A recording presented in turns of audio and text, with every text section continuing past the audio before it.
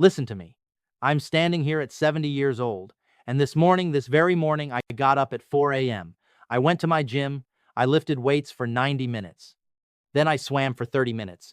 And you know what the best part is? My mind was sharper after that workout than it was when I walked in. Clearer, stronger, more alive. And that, my friends, is what I want to talk to you about today. Because the gym isn't just building your biceps, it's building your brain. It's building your confidence, your discipline, your whole life. And if you think that's too good to be true, if you think that's some kind of sales pitch, then listen up, because I'm going to prove it to you with 70 years of living, breathing, pumping evidence. You know what most people think when they hear the word gym? They think mirrors, they think sweat, they think pain, they think, that's not for me. Baloney. The gym is a laboratory. It is a classroom. It is a place where you go in one person and come out another. And I don't just mean your waistline. I mean your mind, your attitude, your spirit. The person who walks through those doors with slouched shoulders and walks out standing tall, that transformation started in the brain, not the bicep. Let me tell you something about me. When I was 15 years old, I was a disaster. I'm not being dramatic. I was weak, sick, covered in pimples. The girls at school, and I say this with all the humility in the world, the girls at school used to beat me up. Can you imagine that? A boy getting beat up by girls?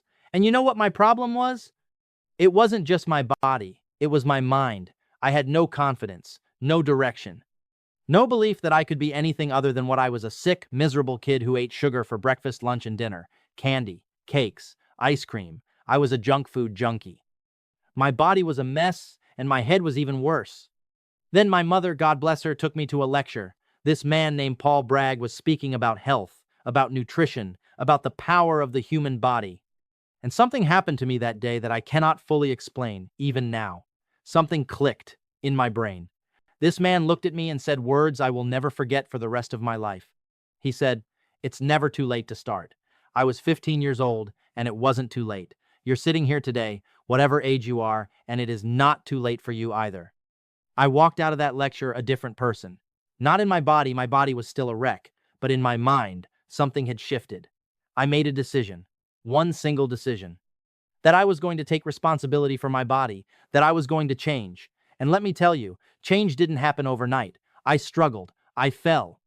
I had days where I wanted to quit, where the weights felt impossible, where my body screamed at me to stop, but my mind kept going. And that is the secret that nobody talks about enough. The gym doesn't just train your muscles. It trains your mind to push through when every part of you wants to quit. And that is the most valuable skill you will ever develop. Now, let me tell you something about the human brain, because this is where it gets exciting. Your brain is not separate from your body. People walk around treating their brain like it lives in some ivory tower up in their skull, floating above everything else, untouched by what happens below the neck. Nonsense. Your brain is part of your body. It needs blood. It needs oxygen. It needs movement. When you exercise, you push blood up into that brain like a pump filling a tank. And what happens? You think better. You feel better. You sleep better. You handle stress better. Scientists, and I'm not a scientist, I'm just a man who has been living this truth for over 50 years. Scientists now have fancy words for what I learned in my gym in the 1930s. They call it neuroplasticity. They talk about endorphins and serotonin and all of that. I call it simple. Move your body, free your mind. Here's what's interesting. Every single morning when I finish my workout, I sit down and I am more creative, more focused. I solve problems that seemed impossible the night before. You know why? Because I gave my brain what it needed. I pumped it full of oxygen and blood and good chemicals. Your brain is like an engine, and you wouldn't put bad fuel in your engine and expect it to run at full speed, would you? Of course not. So why do you starve your brain of movement and then wonder why you feel foggy and slow and unmotivated? Wake up. And here's the thing that most people don't understand about motivation. They think motivation is something that comes first. They say, I'll go to the gym when I feel motivated. That is backwards thinking. Motivation doesn't come first. Action comes first. You go to the gym even when you don't want to, especially when you don't want to, and the motivation follows. I have been getting up at 4 a.m. for decades. Do you think every morning I leap out of bed with a song in my heart? Some mornings are hard, some mornings the bed feels like heaven, but I have a commitment to myself. And every single time I honor that commitment, I walk out of that gym feeling like I can conquer the world. The discipline is the reward. The habit is the gift. Now, I want to talk about something that goes even deeper than motivation. I want to talk about confidence because I know what it feels like to have none. Remember that one 5-year old kid I told you about? Zero confidence, didn't believe in himself at all. And you know what gave it back to me? The gym. Not because I got big muscles and suddenly looked good. That came later. No, confidence came the day I lifted something I didn't think I could lift. The day I ran a little farther than the day before. The day I kept a promise to myself. That's where confidence is born. Not from compliments, not from other people telling you that you're great. From you doing hard things and proving to yourself that you're capable. You think you're too old? Baloney! I started competing in athletic events in my 40s, 50s, 60s, and 70s. At 70 years old, I swam from the Queensway Bridge in Long Beach, California, to the Queen Mary 1 mile handcuffed, shackled, towing 70 rowboats with 70 people in them. 70 years old! Handcuffed. And people tell me they're too old to go for a walk. It makes me want to shake somebody. Your body does not know how old you are. It only knows what you ask of it. Ask it to sit on the couch and it will sit. Ask it to move and it will move. The choice is yours every single day. Let me tell you about a man I met years ago at my gym. He came in at 58 years old, couldn't do a single push-up, embarrassed to even be there. He almost turned around and walked out the door the first day, but he stayed. He started small, and I mean small. A few minutes on the bike, some light stretching. That's it. He came back the next day, and the next, and 3 months later, he calls me on the phone, and he's crying, actually crying because he did 10 push-ups. 10! And you know what he said to me? He said, "Jack, I feel like a different person, and not just in my body, in here." And he pointed at his chest, his heart. Because what the gym had given him wasn't just physical strength, it had given him his self back. That is what I'm talking about. That is the real treasure inside every gym in this country and around this world. Not the equipment, not the fancy machines. The opportunity to discover who you really are when you push past what you thought your limits were. Now, here's what most people don't understand about how this all works. And I'm going to explain it in simple terms because I am not a doctor. I'm just somebody who has studied the human body for over 50 years.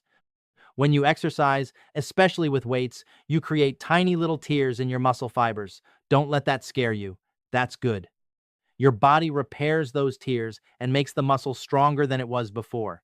Your body, listen to this, your body is always building itself back better if you give it the right challenges.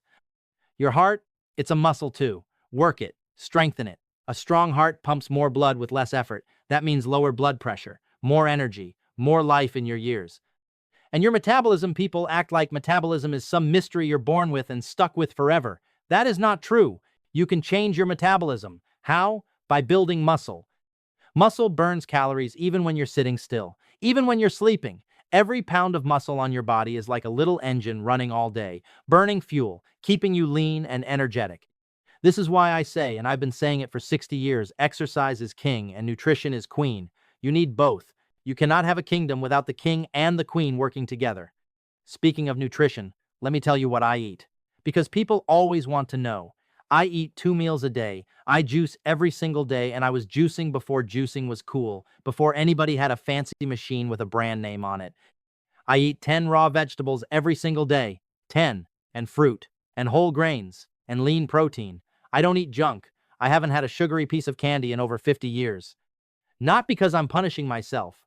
Because I know what that stuff does to my body and I refuse to put it in there. You wouldn't pour sugar into your car's gas tank and expect it to run, would you? Then why are you doing it to the most incredible machine you'll ever own, your body? Now, I hear all the excuses. I have heard every single one of them for 70 years, and let me tell you, not one of them holds water, not a single one.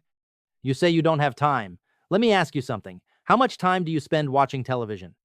How much time do you spend scrolling on your phone, looking at other people living their lives while your life passes by?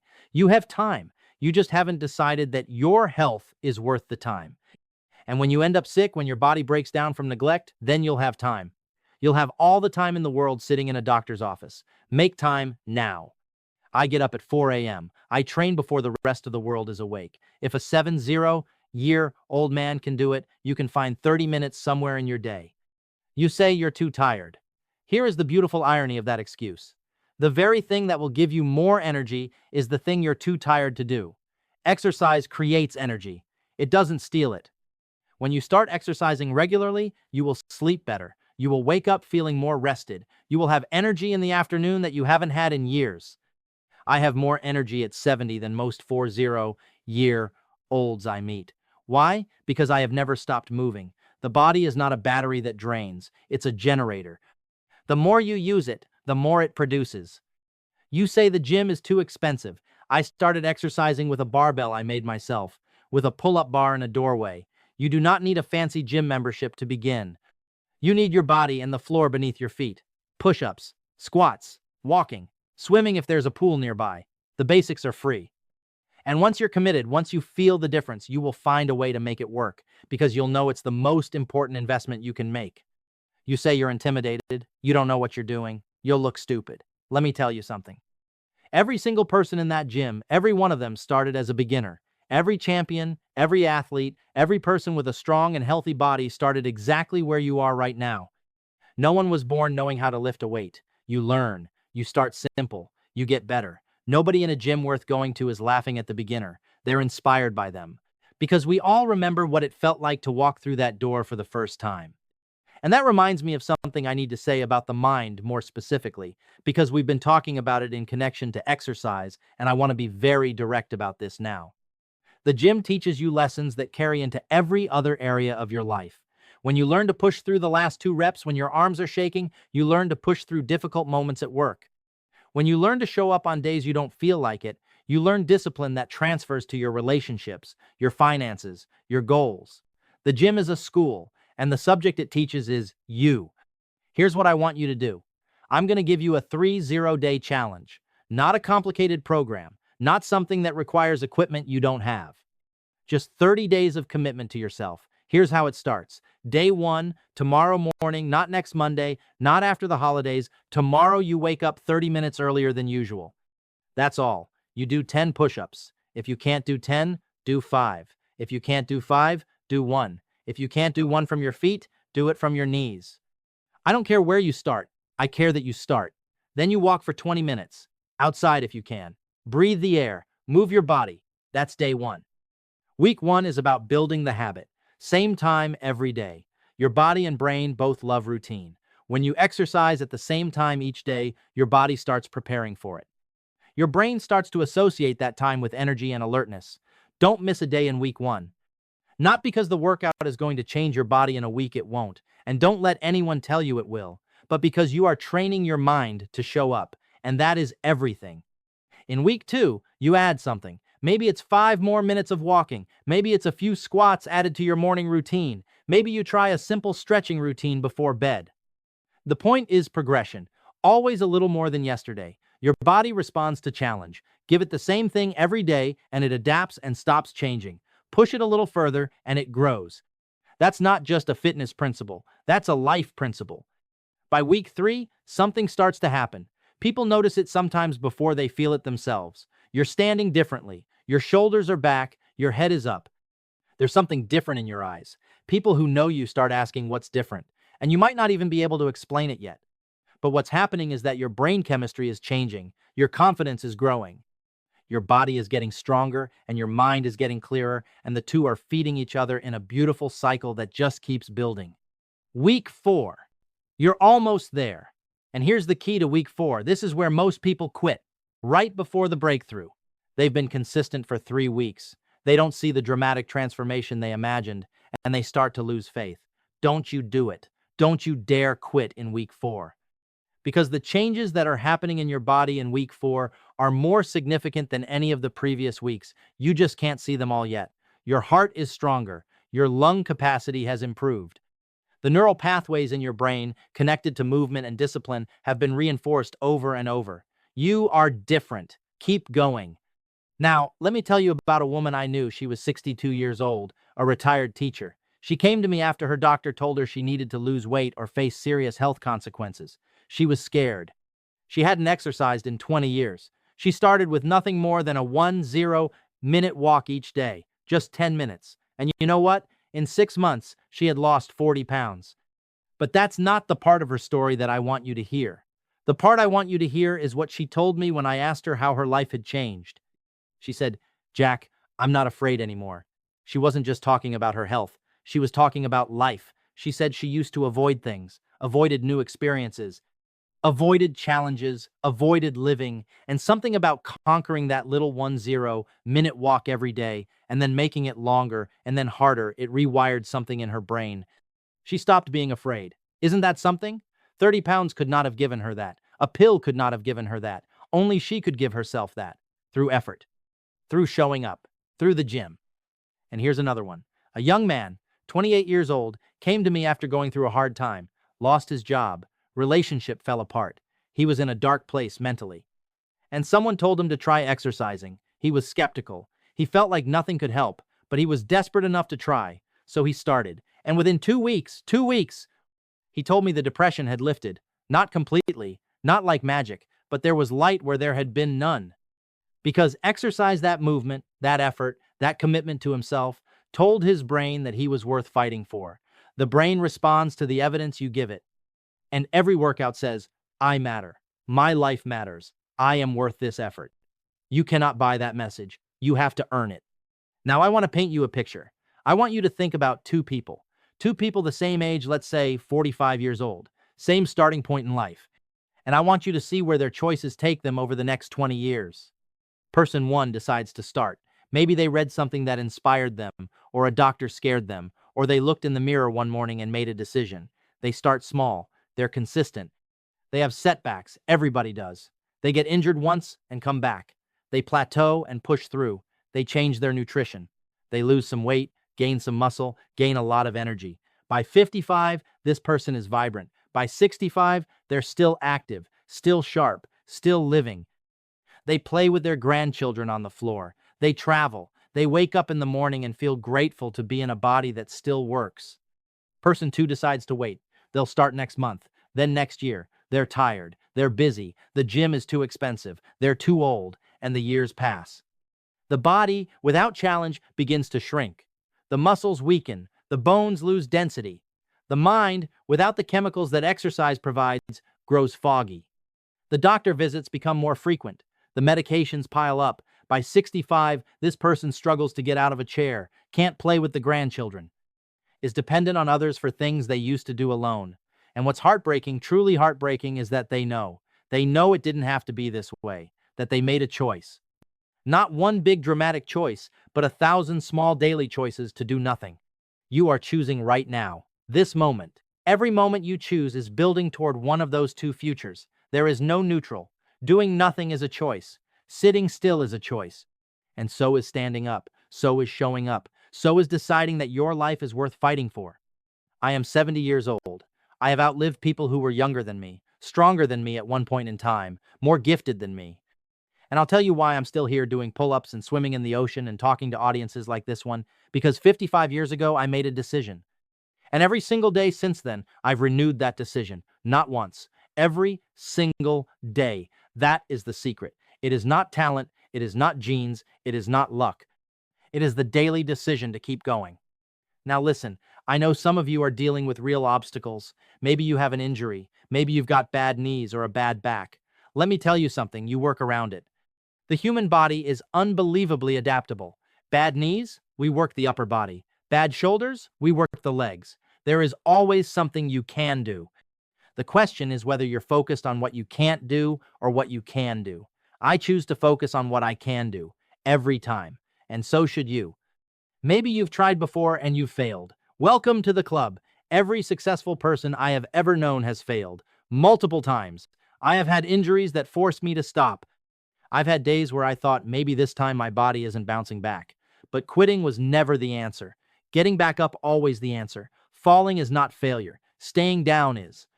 Maybe the people around you aren't supportive. Maybe your family thinks you're being obsessive. Maybe your friends laugh. Let me tell you what to do with that. Nothing. You smile. You keep going. And you let your results do the talking.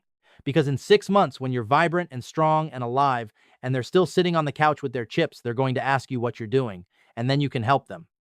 But first, you have to help yourself. You cannot pour from an empty cup. Fill your cup first. Here's what I want you to walk away with today. Not a complicated program. Not 100 rules. Just this. Your body and your mind are one thing. They are not separate. What you do for one, you do for the other. When you build your body, you build your mind. When you strengthen your mind, when you develop discipline and consistency, you strengthen your body. They feed each other. They need each other. And the gym, any form of exercise, any commitment to movement, that is where the building happens. You don't need to be perfect. You don't need to train like an Olympic athlete. You need to start, and then you need to keep going. That's it. That is the entire secret of health and fitness summarized in 6 words. Start and keep going. I have given my entire life to this message, not because someone paid me to, not because it made me famous, because I have seen what a human being becomes when they take responsibility for their body. I have seen sick people become strong. I have seen depressed people find joy. I have seen people who had given up on themselves discover that they were capable of more than they ever imagined, and I want that for you. Every single person in this room. I want you to feel what it feels like to live in a body that you are proud of, that you have worked for, that is strong and capable and yours. So here is my final challenge to you. Not tomorrow, not after the weekend. Right now, in your mind, make the decision. Tell yourself, I am going to give my body and my mind 30 days. 30 days of showing up, 30 days of movement, 30 days of treating myself like I matter because you do matter. Your health matters. Your life matters. The people who love you need you healthy and strong and here, and you deserve to feel alive, not just to exist. The greatest wealth you will ever have is your health. I have said that my whole life, and I will say it until my last breath. No amount of money, no house, no car, no achievement means anything if you don't have the health to enjoy it. And health is not given, it is earned every day, in the gym, in the kitchen, in the choices you make when no one is watching. Get up tomorrow morning, take that first step, and the morning after that, take another one. That is how champions are built, not in one great dramatic moment, but in thousands of ordinary moments of showing up when it's hard, when you're tired, when you don't feel like it. And one day, I promise you this with everything I have, one day you will look back at the person who walked through those gym doors for the first time, scared and unsure, and you won't recognize them. Because you will have become someone stronger, someone better, someone who chose life. Now get out there and make it happen.